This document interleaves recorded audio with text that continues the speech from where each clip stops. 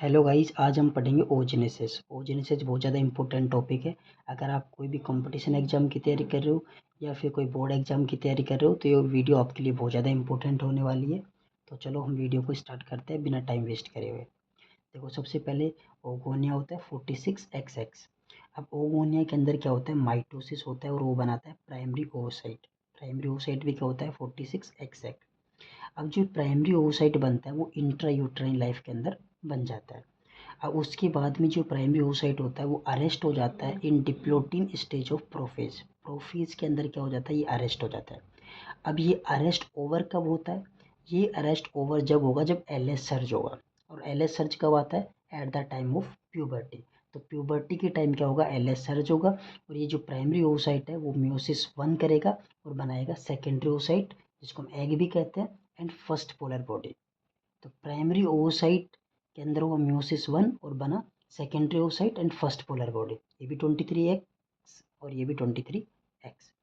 तो प्राइमरी ओवोसाइट से सेकेंडरी ओवोसाइट बनना, इस प्रोसेस को हम कहते हैं ओव्यूलेशन। ठीक है। अब देखो, अब जो सेकेंडरी ओवोसाइट होता है वो भी क्या हो जाता है, अरेस्ट हो जाता है इन द मेटाफेज के अंदर।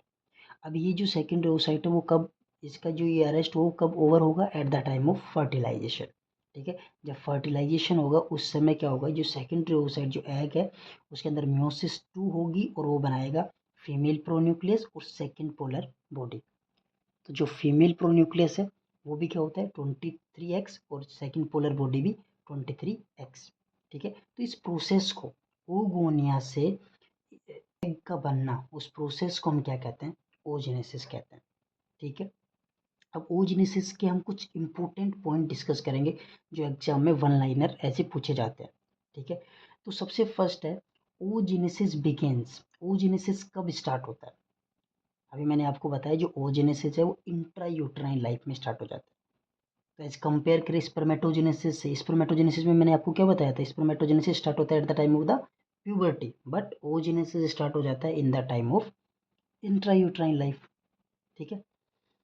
फर्टिलाइजेबल स्पेन ऑफ ओवा, ओवा का फर्टिलाइजेबल स्पेन कितना होता है, 12 to 24 आवर्स। ठीक है। इसका कितना होता है, 12 से 24 hours. Size of mature follicle, एक मैच्योर जो फॉलिकल्स होते हैं ओवरी के अंदर, जो फॉलिकल्स होते हैं, तो मैच्योर फॉलिकल की साइज कितनी होती है, 18 to 20 mm। ठीक है। अब बात करते हैं हम नंबर ऑफ फॉलिकल्स। तो जो नंबर ऑफ फॉलिकल्स होते हैं वो इंट्रा यूट्राइन लाइफ में सबसे ज़्यादा होते हैं, फिर उसके बाद में कम होते जाते हैं। ठीक है। तो इंट्रा यूट्राइन लाइफ में 5th month of intra uterine life में सबसे ज़्यादा होते हैं। 5th month means 20 week of pregnancy. तो इस टाइम ये सबसे ज़्यादा होते हैं, 6 to 7 मिलियन होते हैं, मैक्सिमम होते हैं। उसके बाद क्या होते हैं, कम होते जाते हैं। जैसे eight the time of birth ये 1 से 2 मिलियन रह जाते हैं। ठीक है। Eight the time of the puberty ये सिर्फ 4 से 5 लाख ही रह जाते हैं। ठीक है।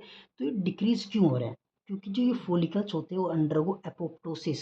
एपोप्टोसिस का मतलब होता है प्रोग्राम्ड सेल डेथ। इन फॉलिकल्स की क्या होती रहती है, डेथ होती रहती है। इस वजह से क्या होते रहते हैं, फॉलिकल्स डिक्रीज होते रहते हैं। ठीक है। तो आज के लिए इतना ही गाइस, हम मिलते हैं नेक्स्ट वीडियो में।